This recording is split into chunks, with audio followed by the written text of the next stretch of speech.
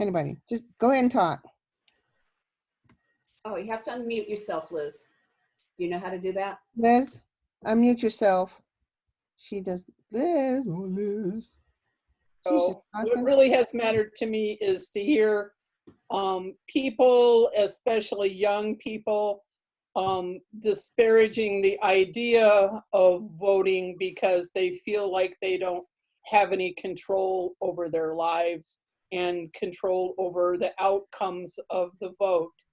And I want to be better able to express to them how important it is to participate in the process. But in the meantime, we got to make sure they're not disappointed by being rejected at the polls. Anybody else? Tara had something she typed in to the chat. Do you want me to read it, Tara, or do you Yes. want to unmute yourself? Just click the little red mic. Can unmute. I have my little one, but I just think it's good to keep engagement with the community because right now people aren't communicating as well and feel more left out of the process. So it's a good way to just keep everything rolling. Okay. Anybody else? This is Lori Albright up in Cleveland. My motivation is that I see a lot of people who believe they have good arguments for not voting, you know, either that, you know, engaging in the political process is bankrupt and they're not going to dirty themselves with that sort of thing, or one of the common myths out there that still persists is that you know, and I'm not going to register to vote because then I'm going to be called to jury duty, and I don't want to be called to jury duty. Other things, things that I've heard people say out loud vehemently are, you know, the system's all rigged. It doesn't matter, and I often feel that I wish I had more strategies and more tools to not necessarily, maybe confront if that's the right, you know, appropriate steps to take, but also to have more things. I feel like we need more of a container within the community to create more of a culture of course you're going to vote. Everybody votes. You know, it's what we do in a democracy, and so whatever I can learn to further that, I want to do. Okay, good. Who else? This is Diane. Just one simple reason is registration is low and voting for those who are registered is also low. And I would really like to see the numbers increase. How do you think, these are all good answers. How do you think these conversations address any of the things that you've mentioned thus far? How do you think conversations help?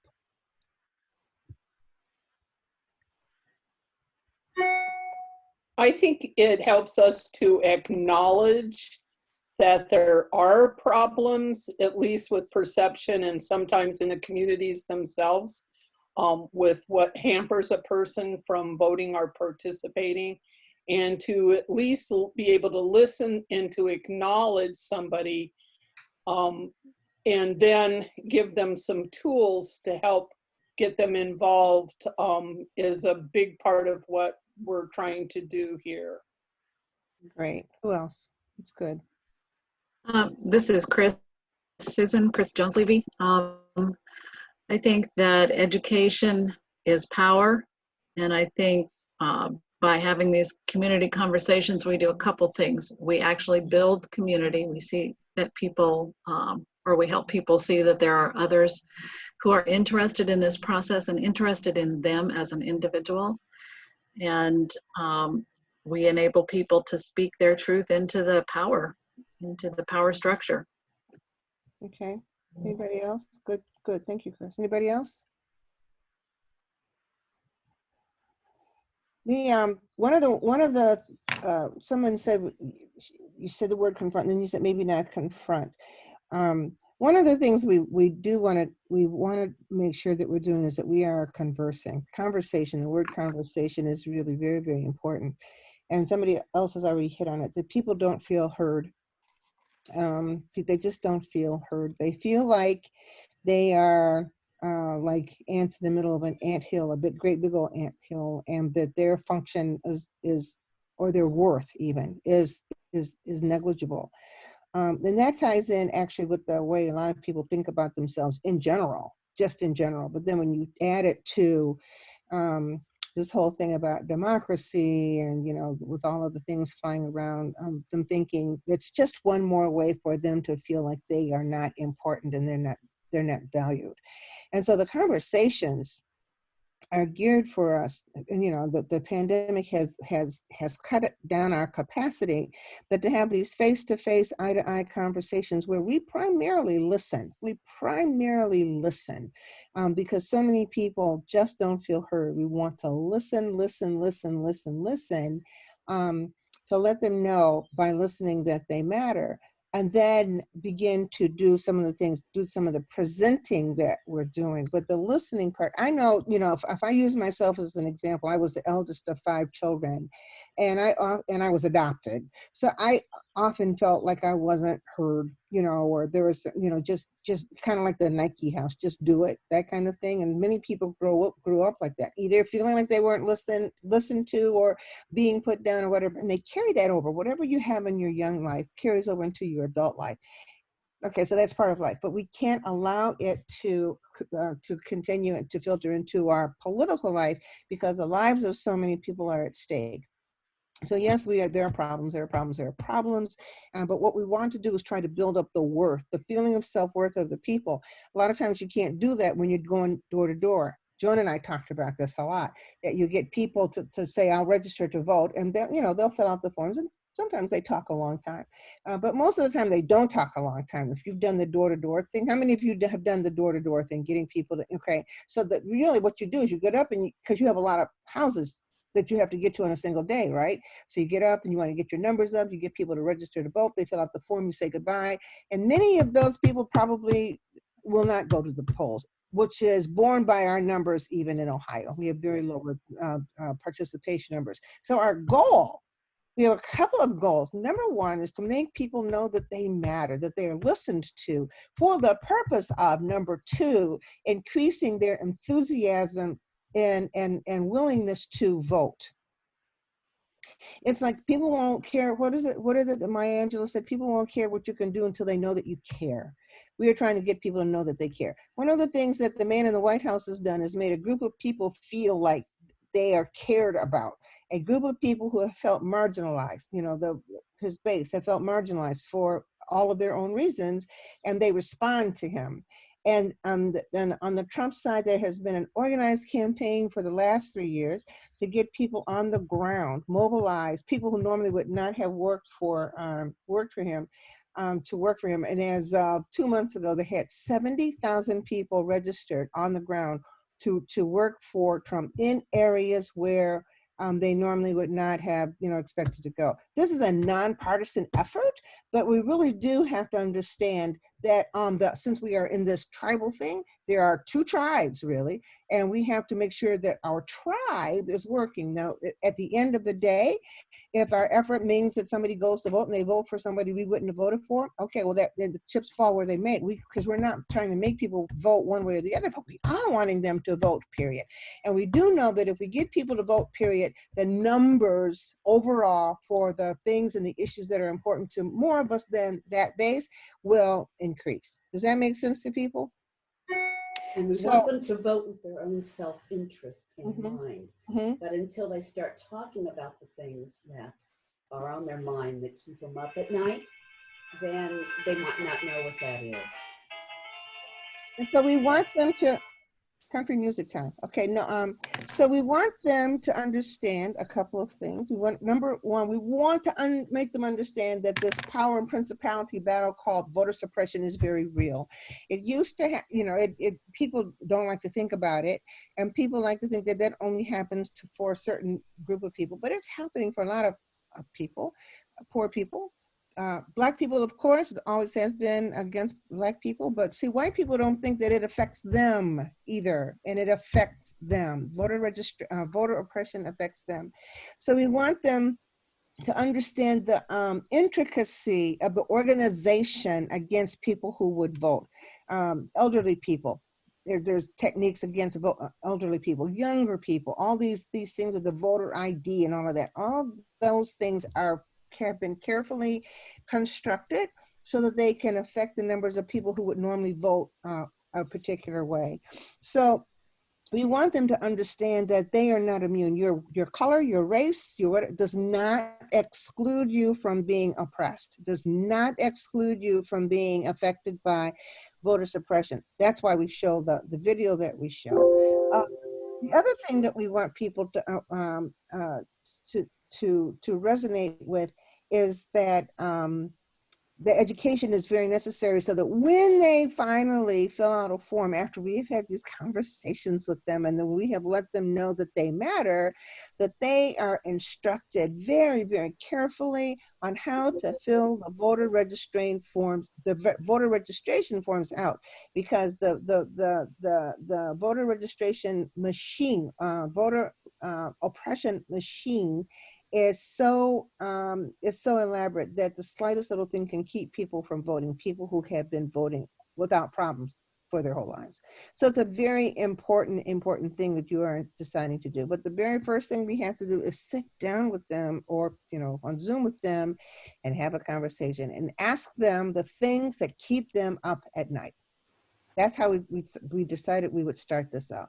Like last night, I had something that I have to do today. It's something that woke me up at 12:30, and I just, how you wake up sometime and your eyes are like glued open and you can't close them back, and you just lay there and you think and think and think. I had one of those last night. We want to ask people what keeps them up at night. Why aren't they bothered? Now with the pandemic, this might be a question that leads them to talk more easily and more freely and more openly than they would have, because unemployment is so high. People who have never had to ask for assistance for anything, or going to standing in food lines, or having to ask for unemployment benefits. Some people are doing food stamps, God forbid. I mean, it's just a mess. So this is a really good time for us to be able to sit down with them and say, what keeps you up at night? And we just let them talk. If I were to ask you, any of you, and if I've already asked you this and you've been in these sessions before, you don't have to answer, but what is something right now that keeps you up at night?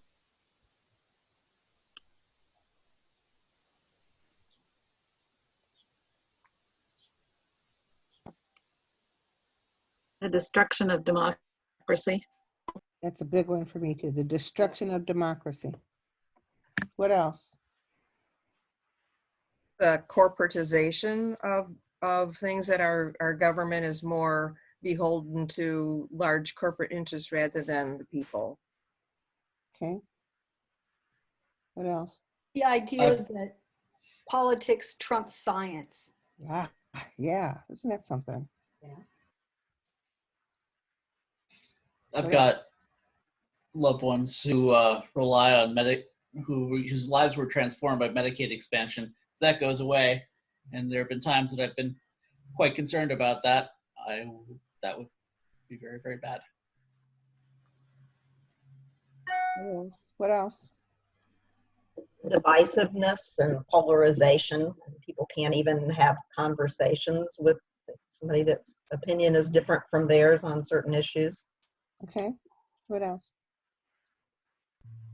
The economic equity issues. I work in the schools, and so those families who have internet access and computers were able to continue with, and those who don't, it's just, there's no way. That's just one very small example of how all this, depression of wages and ridiculous salaries of corporate folk distort humanity. Okay. What else? I gotta tell you, Susan, that when you asked that question, my heart had skipped a beat. Because? The reason why it skipped a beat was because, for me, everything which is associated with coronavirus is what keeps me up at night. That's important. That's important. It's important. I've heard people say it is the uncertainty. We don't know from one day to the next what's going to happen to us or to our families because of the coronavirus. I had someone say to me, I had to have a conversation. She's a healthcare worker. I had to have a conversation with my family about what happens if I get it, or, you know, all these things are swirling around in people's minds. That's excellent. What else keeps you up at night? I think for me, it's not really being able to plan ahead. Nobody knows what the future is going to be like after all of this. Okay. Anybody else?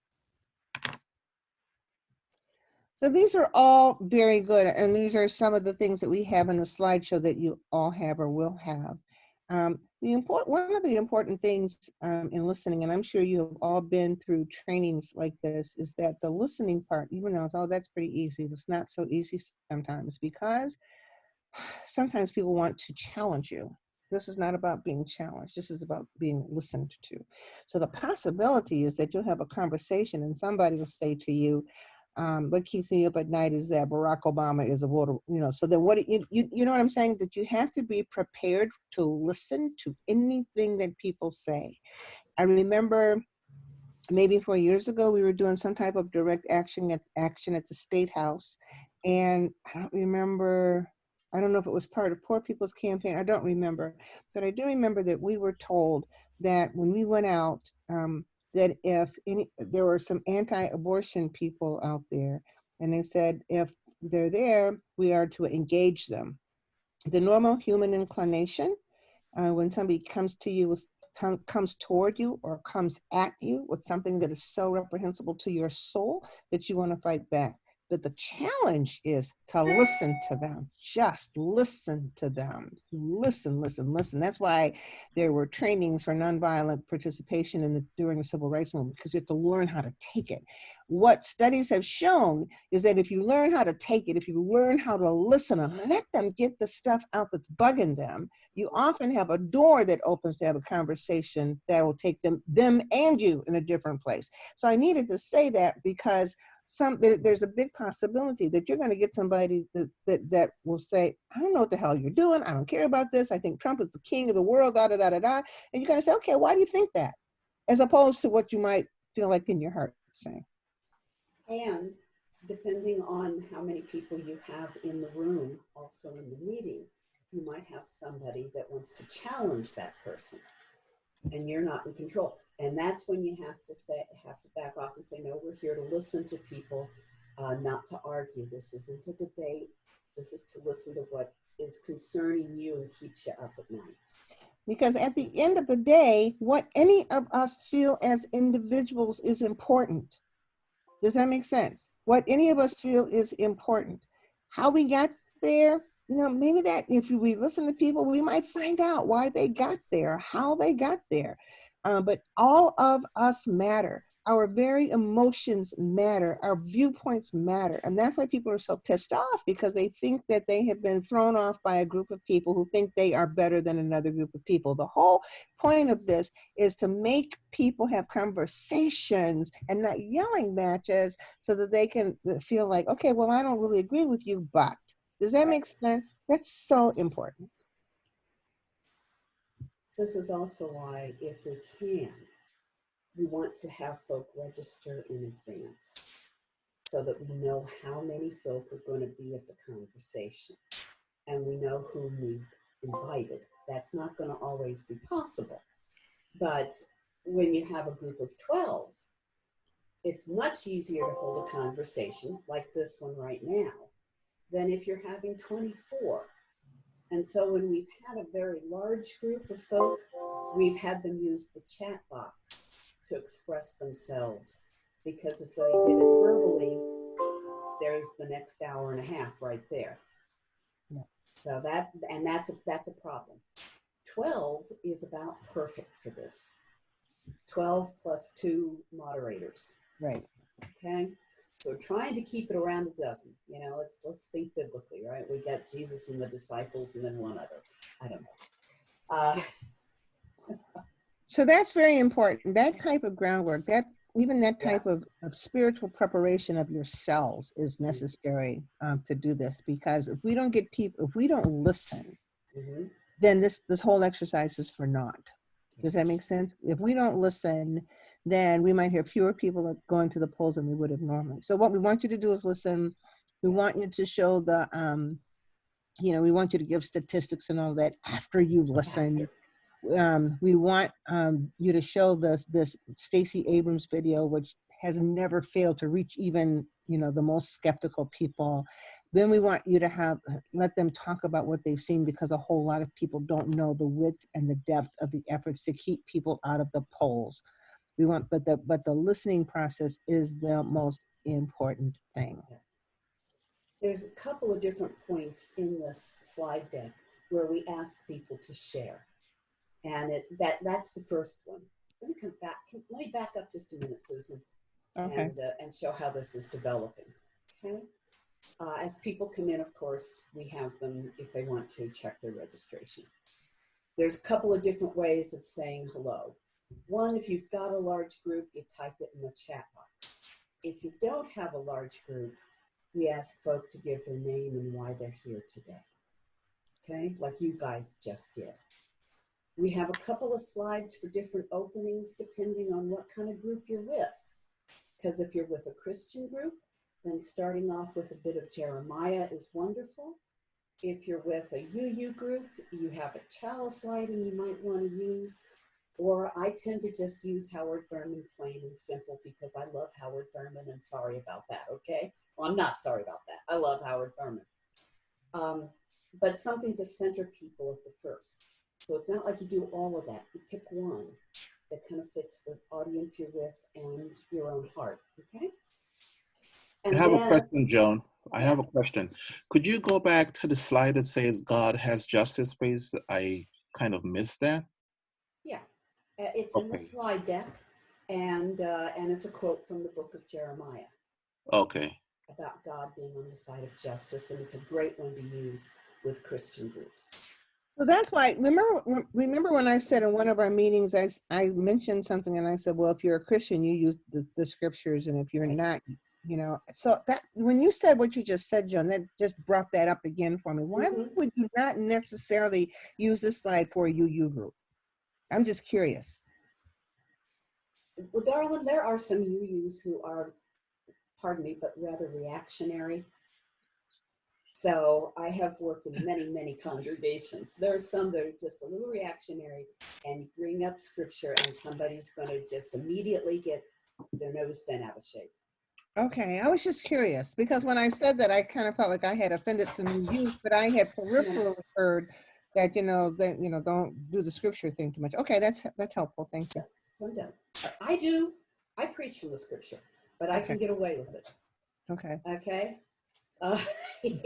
And I know that some of you work with some very humanist congregations or groups, or if I were doing this with the Sika group out in Coshocton, for example, which I happen to know about, or the Freedom School that's out in Newark, which I've done workshops for, a very humanist group.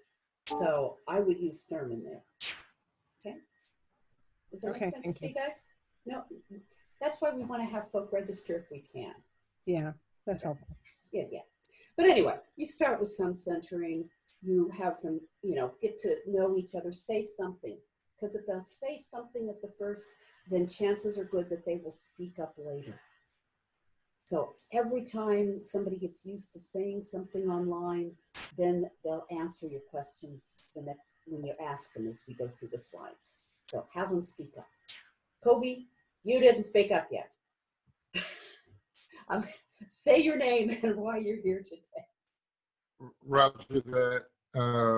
Kobe Williams, a regional liaison from based in Columbus, from Tennessee, and I must quote I'm a fan of Peter Block from my hometown in Cincy, and if you can't say no, then your yes means nothing. So I'm a fan of dissent as well, but I will comply with the request there.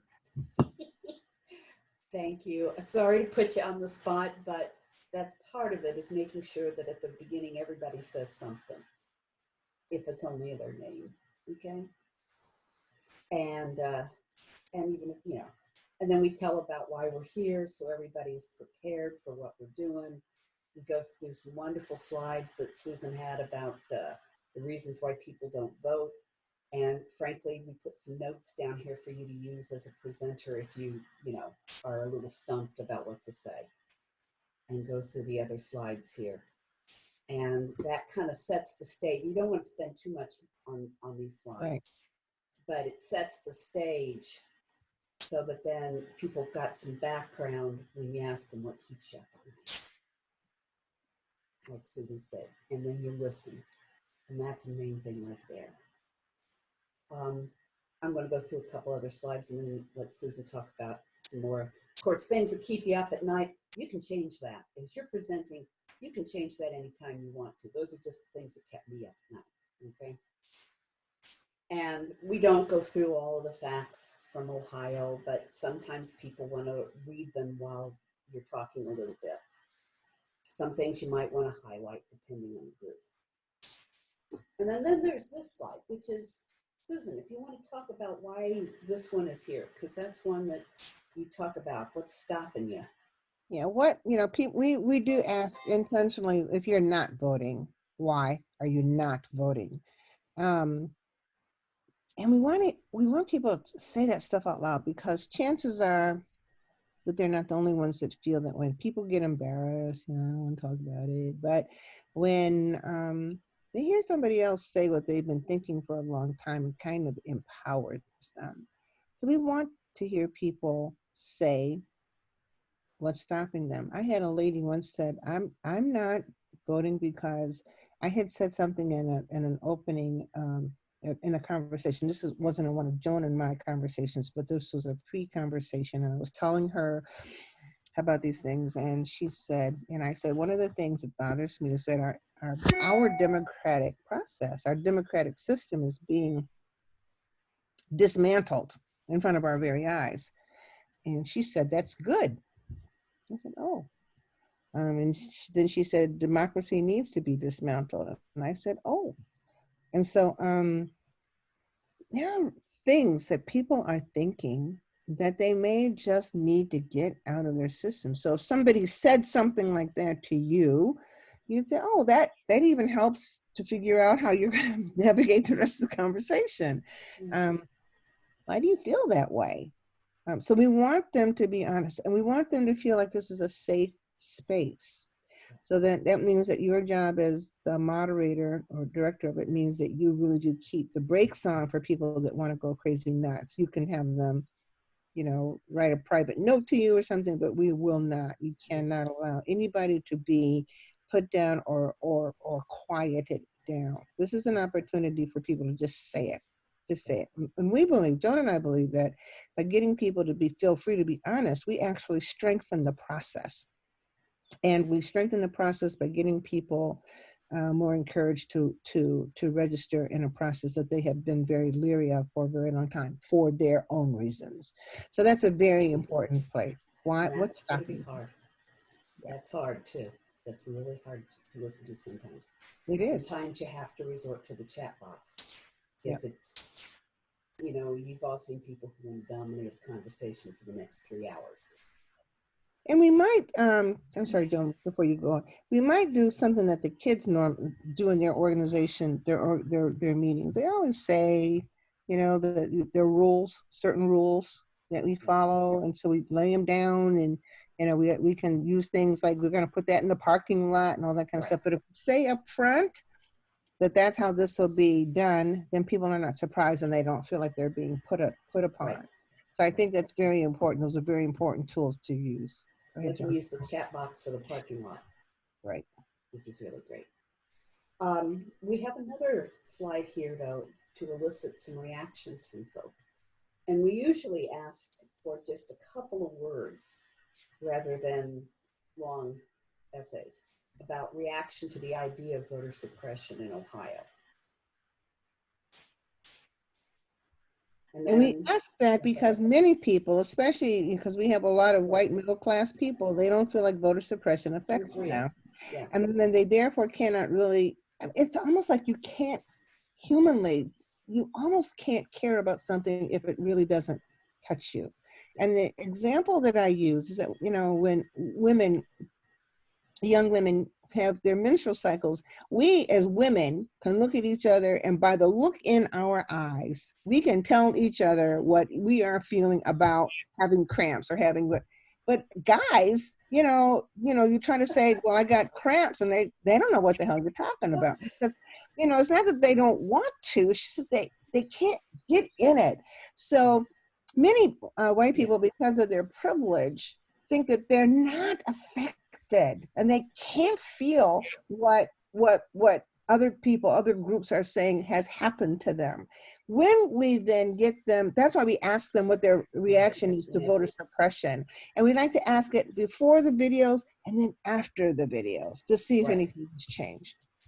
Also, the fact that we want to bring home the fact that this voter suppression actually is impacting everybody. Everybody. Purges impact everybody. Chris Johnson's little story about the young adult down at First UU Columbus being purged, for heaven's sakes, it affects everybody. But once they've given, some reactions off the top of their head about the idea of voter suppression in Ohio, that's Georgia, not us. Then we talk a little bit about it being real, about Ohio and Georgia having the same kind of laws and some of the stuff behind it. We don't spend a lot of time on it, but just a little to give them some background, because then we show them the Wisconsin, what happened in Wisconsin. And Joan, could I ask another question? Yeah. Could I ask another question? Would it be possible probably to quote some figures, some exact figures in which we could have? I just put into the link a New York Times article in which I've always have kept, when people begin to speak about that and to how it was over 235,000 votes which has been purged. Well, actually, we have one that's or a slide it may that's, be more right now. So yeah. Well, see, after the Wisconsin video, then we do show some figures, and it's what's the purging here in Ohio, and it's a story. Because we had inactive voters here in Ohio, and then we purged them. Then we went for a second purge and found that there were actually flaws in it. So they stopped that second purge, but they never went back to try to correct the first one. And that's very important, because people like to think, oh, voter suppression, that's in the South. No, voter suppression is everywhere. That's why that's important. So 267,000 people were purged, and it was never checked, even though we know there are flaws in it. So that's the story, and we tell that as a story. It's got a beginning, a middle, and an end. If you see what I mean on the slide. Okay. And yes, if there's some other statistics that come out, if you're reading a New York Times article and there's something in there that you want to put in there, this is why you are the facilitator. So you put that in there, okay? That's perfect. Then there's the Stacey Abrams video that we've all seen, which just, okay. Make sure your computer is running smoothly. Do a checkup on it before you run this video, before you run this whole slide deck. Because if your computer is maxed out in some way, the video may stop in the middle, okay?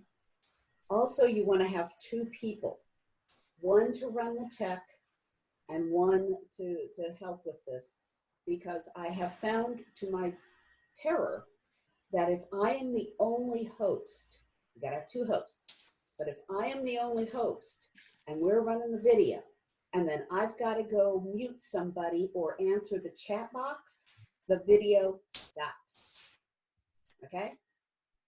Have two hosts, one so the video doesn't stop, and the other host would answer the chat box or mute somebody if there's barking dogs and they forgot to mute themselves, okay? You might want to practice with that, because I've been very embarrassed when the video just stopped because I was trying to mute somebody. Okay. Then we come to another discussion bit.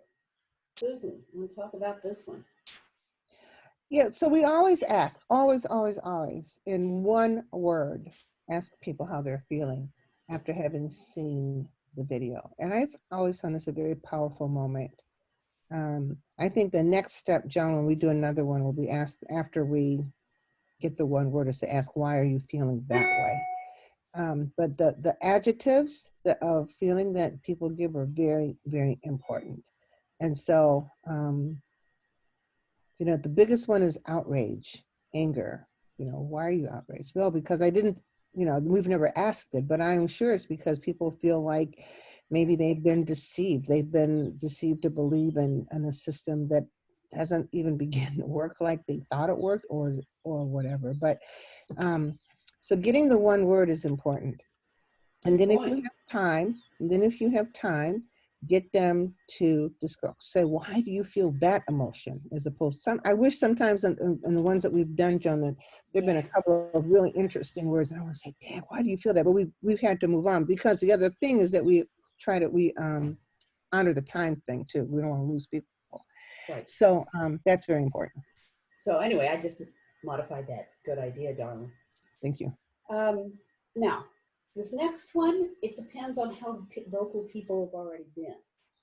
Because what do you think you can do to prevent what happened in Georgia and Wisconsin from happening here? And even if that's something for them to think about, it'd be great to respond to it. I've had good response in some groups. But the idea of thinking about the fact that we have the power. We have some power. And that's a big thing, to tell the people that they have the power. That's what people don't believe or don't understand, is that as a group, together the ants slayed the elephant, or together the ants slayed the lion, or something. That's an African proverb. We, the people, together are the power. And that's the thing that we have to get people to understand, because we think we don't have any power. That's a big, thank you, Joe. Thank you. So then we get into actually why we want to help people register to vote and why we want to vote. We talk about communities being underrepresented, and we want all of our communities to be valued and heard. So this is turning this into the moral imperative that's part of this, the moral imperative to vote. And then why registration is not enough. You can't just help people register to vote and call it quits, because, then they don't go vote.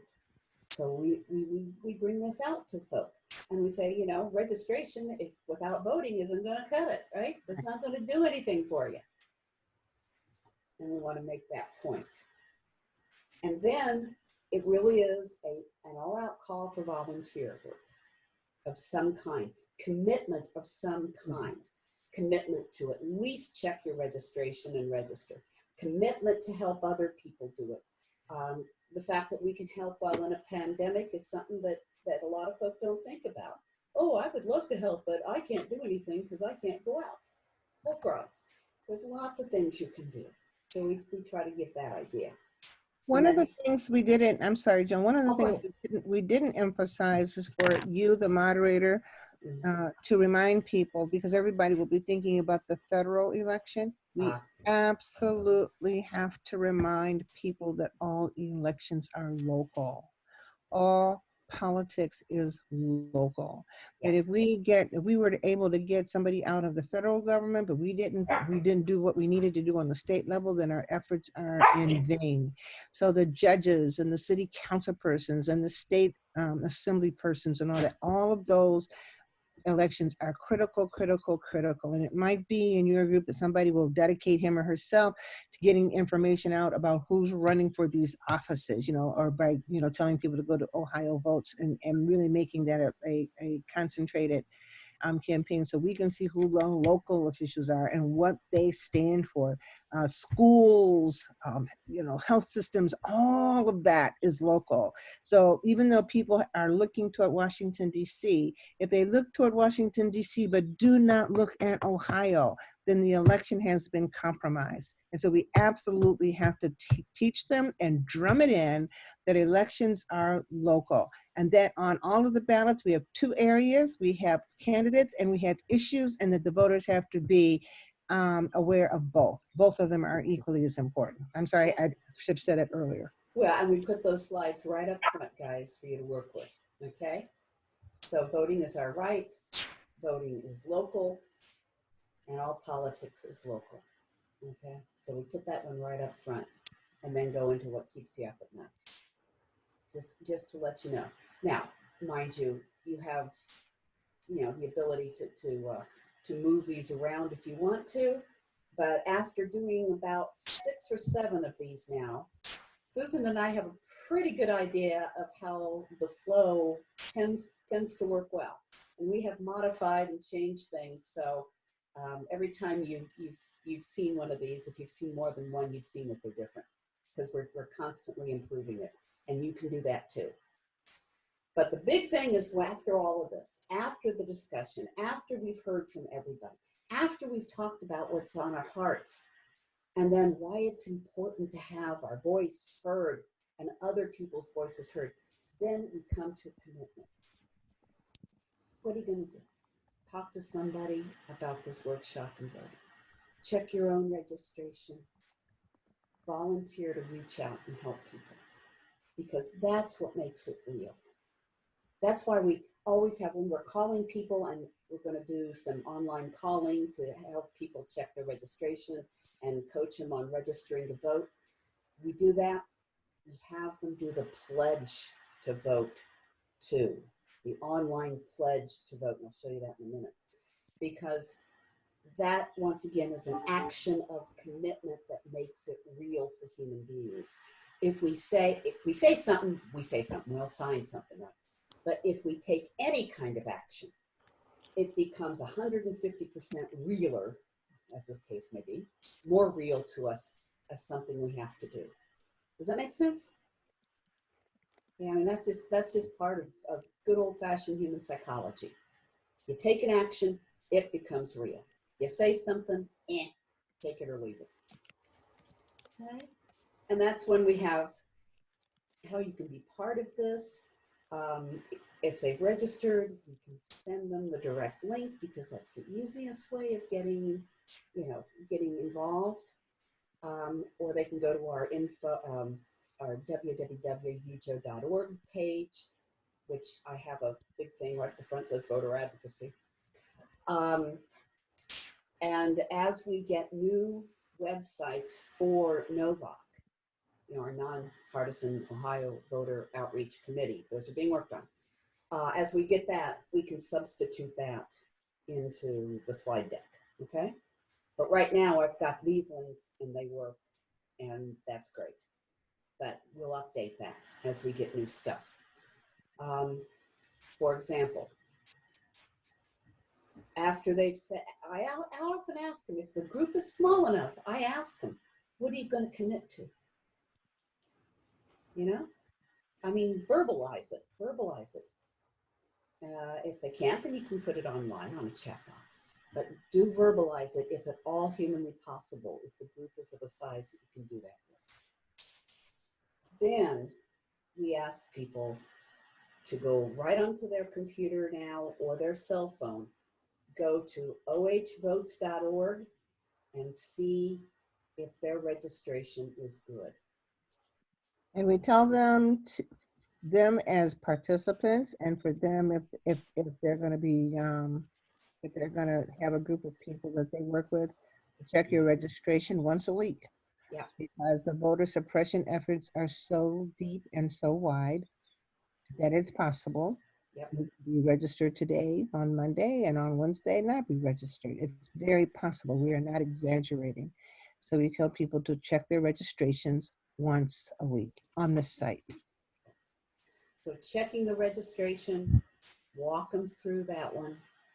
If you find people that need to then register to vote, well, this is not, this page is being updated, by the way, guys.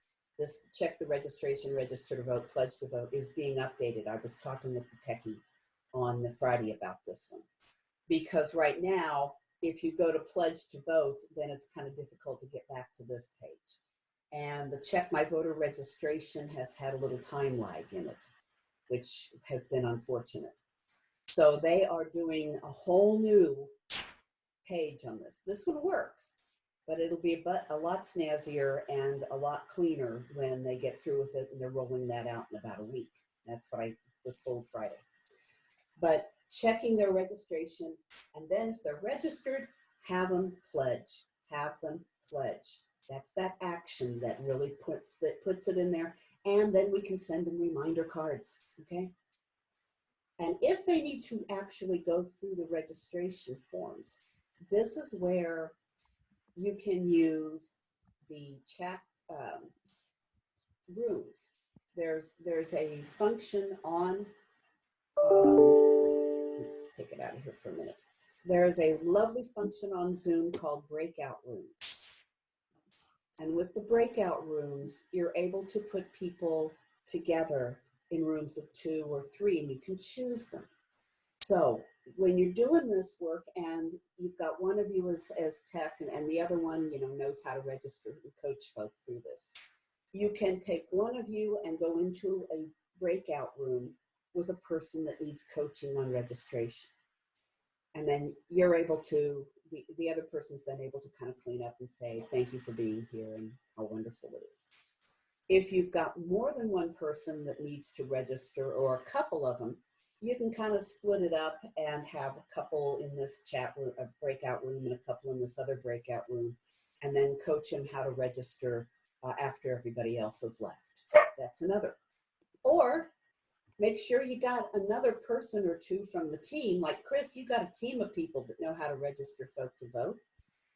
Make sure that you've got another couple of folk there that are willing to register people. And then you could have 3 or 4 breakout rooms. Depends on how many you got registered for the event. Does that make sense? We're working on this one. This is a making the airplane while flying it. Okay.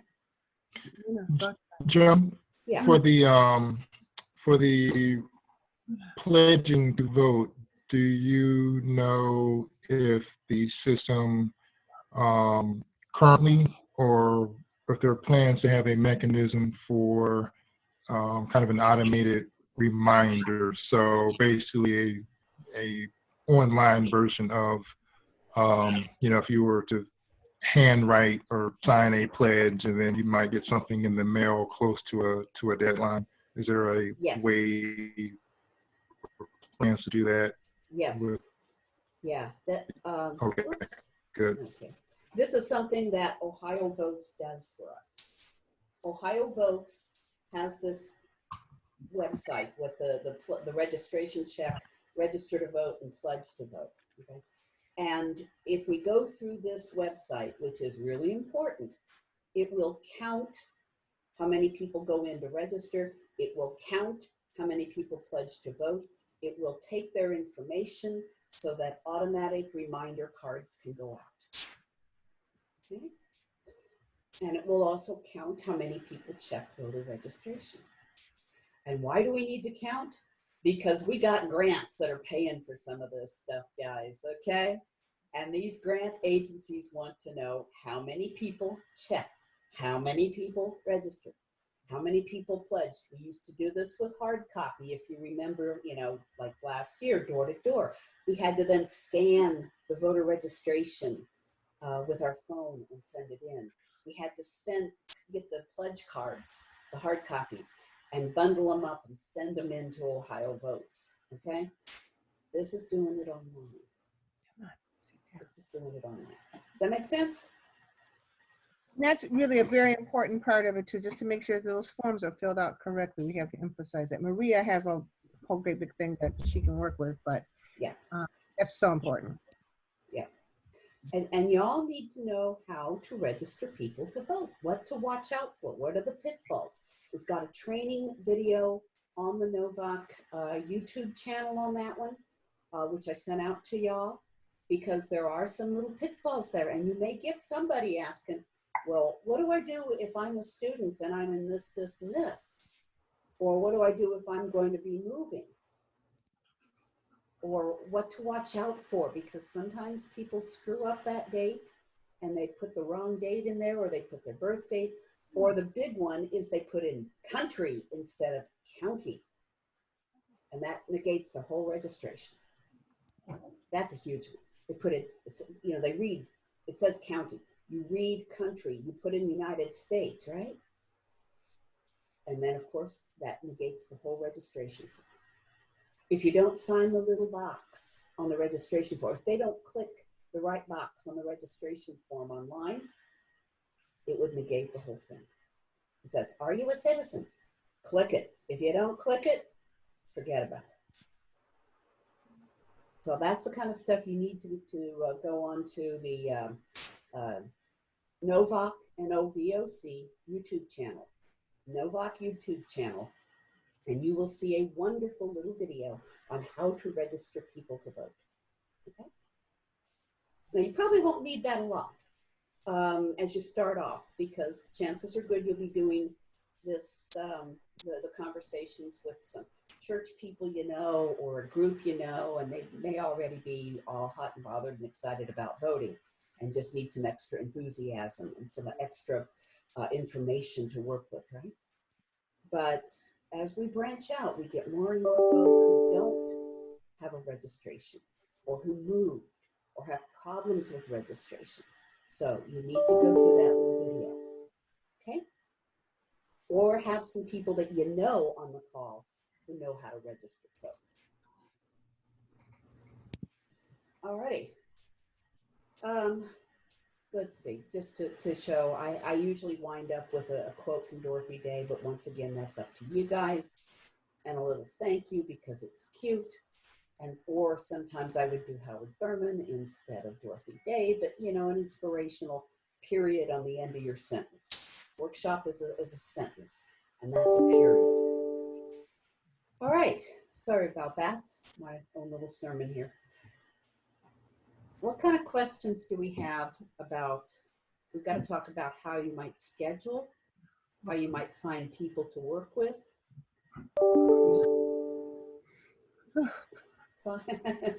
Any thoughts on that one, Susan? I've hardly been thinking because I'm trying to keep this daggone husky from being destructive. So okay, I understand. I could see that you and the puppy are having a wrestling match there.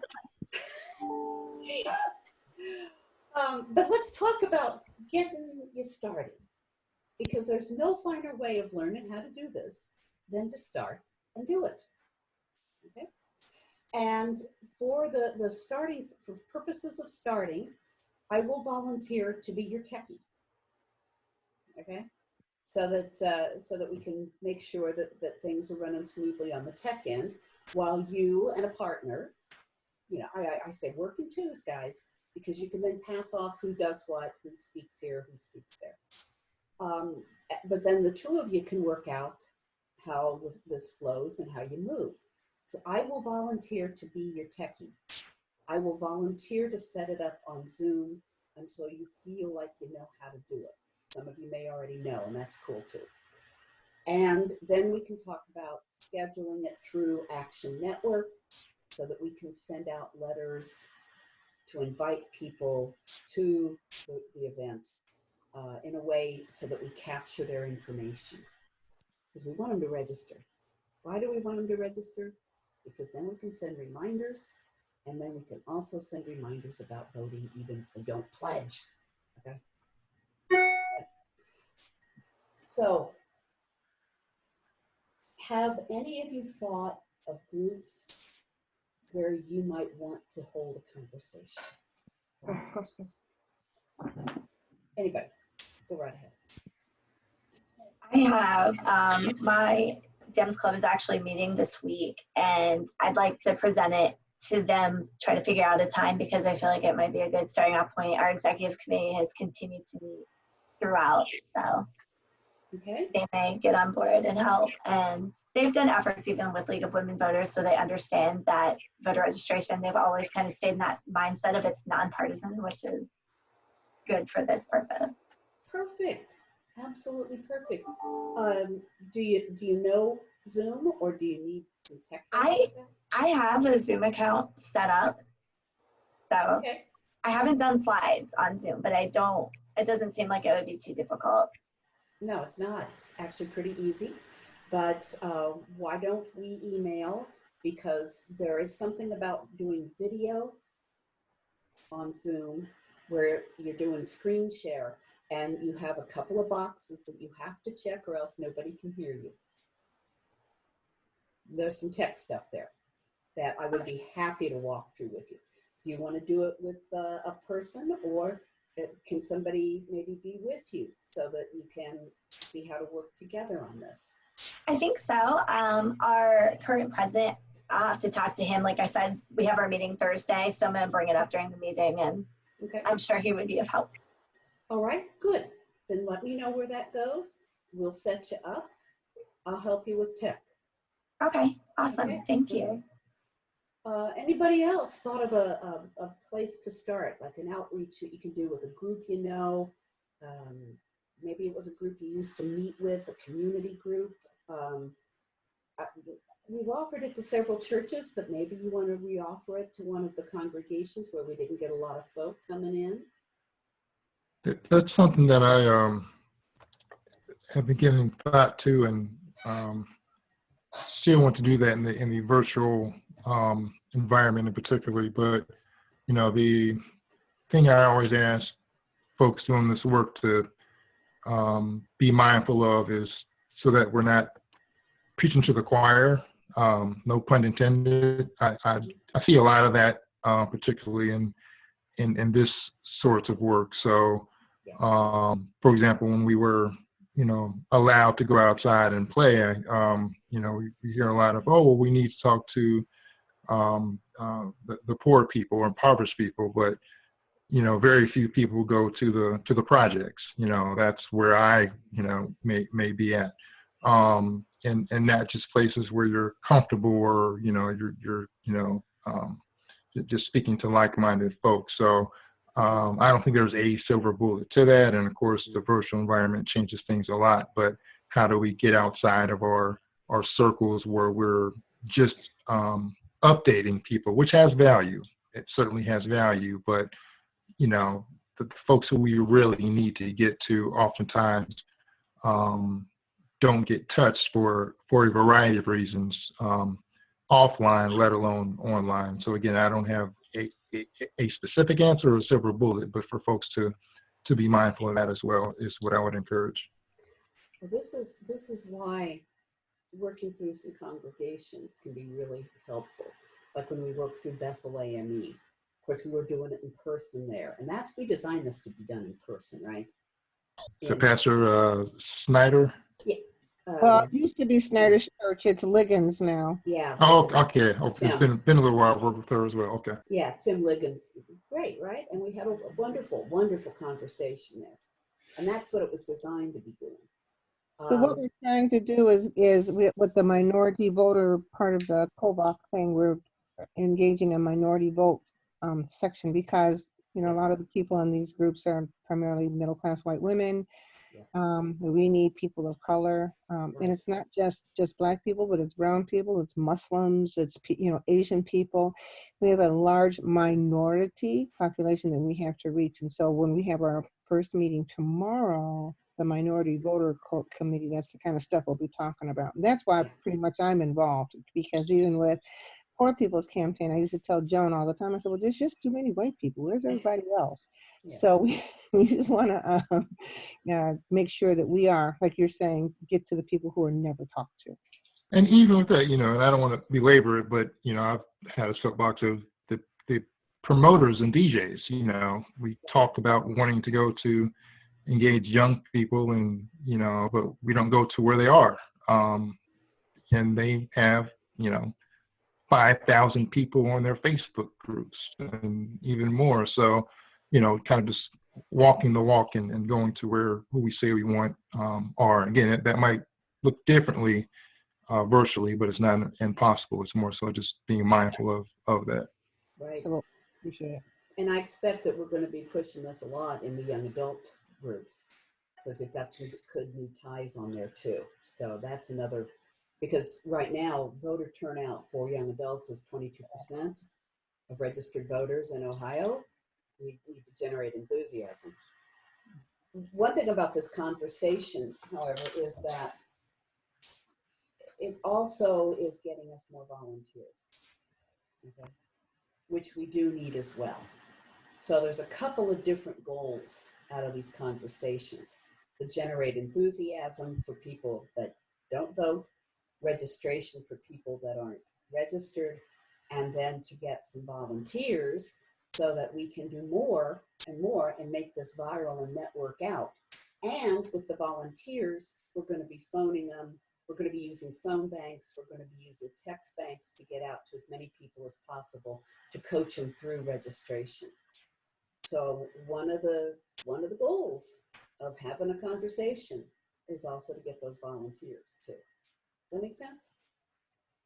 Now, this is kind of like a multifaceted tool here. So the thing to do though is to find a group and start. Okay, even if it's not a perfect group. Okay, you got to have some practice. So even if it is, I know, preaching to the choir, I preach to choirs all the time, but sometimes the choirs need preaching. So we got to start and get comfortable, and then we can do some more outreach.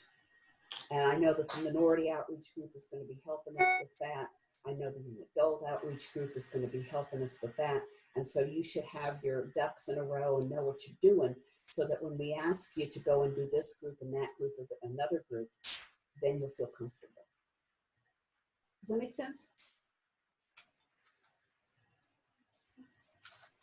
So find one and let me know, and we'll do a practice run with you. We have a chance to talk to new voters, especially people who are graduating from high school that will turn 18. What's a good way to reach them? I'm wondering. I see them on Facebook once in a while, but it's getting to where they are is kind of tough right now, because the meeting communities is so hard to do face to face. I guess that one of the things we would need to do is to connect with some young folks we know and have them help in making those connections. A lot of kids are online, and so they certainly would be able to learn how to be part of a Zoom conversation. Other thoughts? Because starting with a high school student, that's graduating, that's a good one. Starting with a teacher of civics, particularly in high school. Yeah. Okay, because I've heard that high school civics teachers, I've tried to ask, I've asked them to already volunteer, but that's another one. Other thoughts?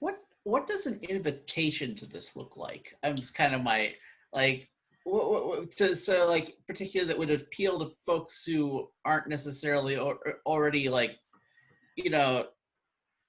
hey, I don't know, what are we inviting them to? I mean, I know what we're inviting them to, but I also don't. What does that look like? We thought the question, what keeps you up at night? Just the conversation would be a great thing. Yeah. Because they really don't know what that means. Just what keeps you up in this time when so many things are going on, what keeps you up at night? And on the Google document, I have 2 invitations that we've used. One is the long form invitation that talks about the movie and how great it is to see that. And the other is a short form one that we developed Okay. for the Sika group out in Coshocton. It's like 2 sentences. It's like 2 sentences. Okay. And that you would tailor to the group that you're reaching out to. Both worked. Could we take a look at what you did? Well, yeah, let's see here. It is on the Google group I shared with you all, but I will bring that up now too. See if I can do that without disturbing anything weird here.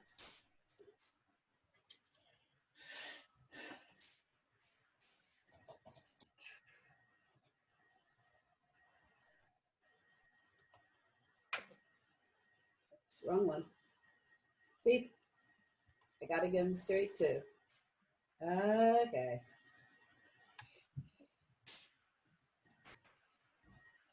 There's the Novak.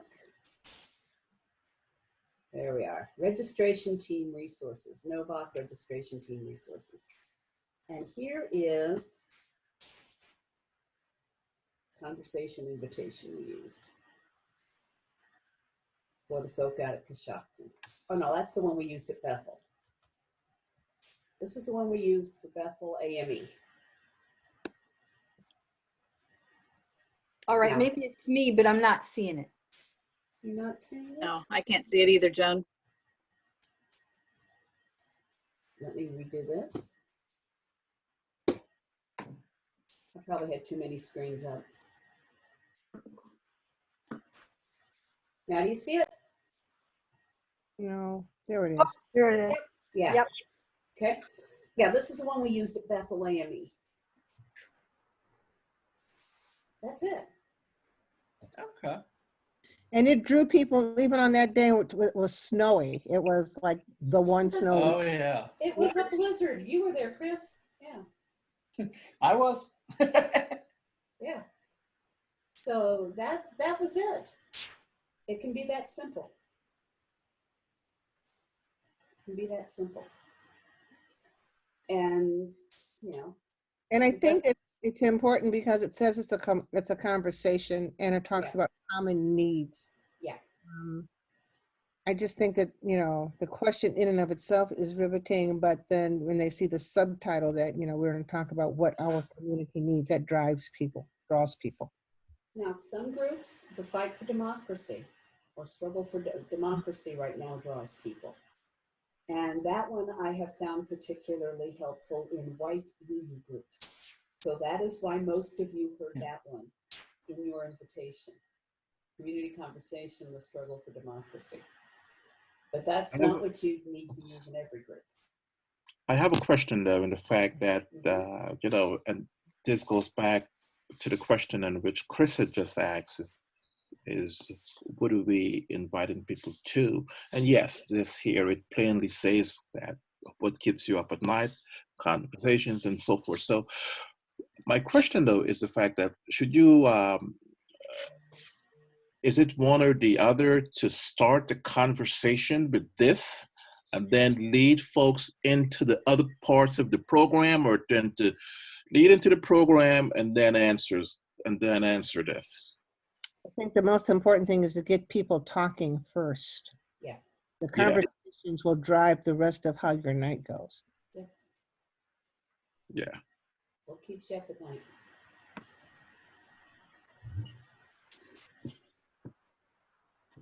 Other thoughts? And this is all in your resource folder, guys. Novak, as you saw me trying to struggle there, Novak registration team resource, and it's the Google resource that I sent out to y'all. And if you don't have that, let me know. I'll make sure that you get another link. I don't. Is it a Google Drive? And it's a Google folder. A Google folder? Okay. It's a Google folder.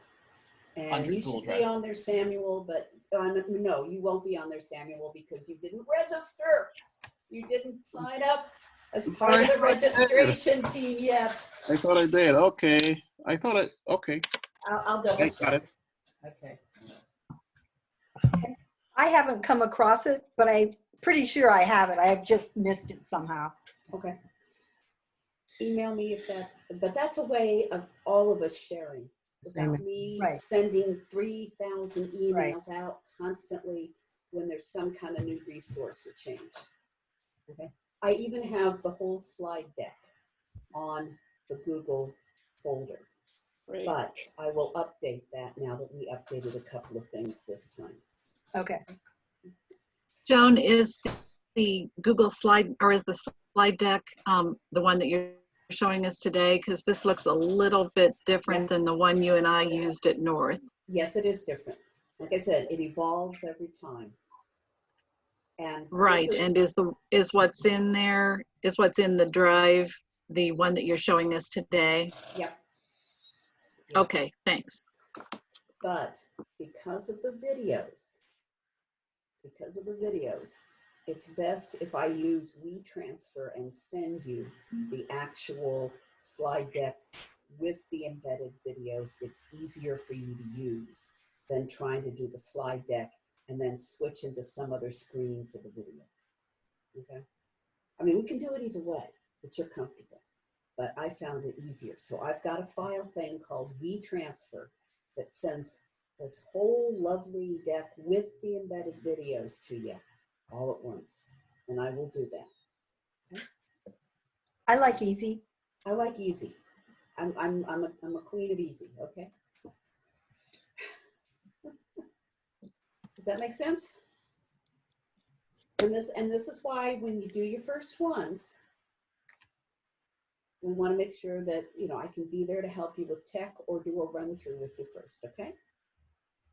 Because that you don't want to have to worry about that.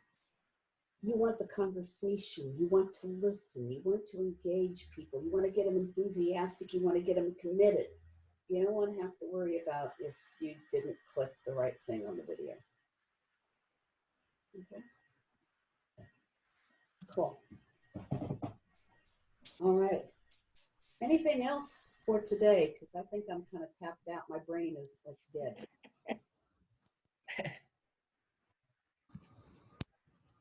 We're just glad that you want to do this. We're glad that you want to do this, and we're really anxious to see what your results will be. And you know, we want to make a positive dent in the resistance to voting that exists in this state. And we just think that connecting with people is the best way to do it. Just connect and talk and find out our similarities as opposed to concentrating on all of the, you know, the differences. And so I personally want to thank you guys for this. It's, I mean, you don't even know how important this is. It's so important. I wish we had 70,000 people on the ground doing this, talking to people that they normally wouldn't talk to. When we started, I told Joan, I said, I'm so committed to it that I'll go to Appalachia and talk to people. And I said real quickly, I said, I'm not going by myself because I'm not getting lynched because of this election. But I think that it's important that we do. Somebody already said it, that we get out of our comfort zones. So I just want to thank you, and I want to push you to go to places you normally would not go. And some place that you might be able to go because you are white. Because you are white. You might more easily be able to go into Appalachia than I could. But we need to go to the places where people feel marginalized and unheard. That's where we need to go. Yes. And if we're able to do these in person as summer wears into fall, if things are such that we can do them in the fall, that would be a true blessing, because you can see how this conversation would flow in a beautiful kind of way if you were doing this with a crowd of people sitting around a table with a screen projector. With a cup of coffee or a bottle of beer, doesn't matter. Coffee, yep, and or a dry martini. I don't care. Whatever floats your boat. Okay. Anything else? Great. Thank you so much for helping us with these resources. The YouTube channel is great because I've gone back to the same video that a couple of times sometimes to look and see. And the Google file is wonderful as well, to be able to just go there and get what you need. Well, and I'll be taking this recording and putting it on our Novak YouTube channel so that other people can see this who want to lead conversations. Okay? Great. All right. I'm going to stop the recording now.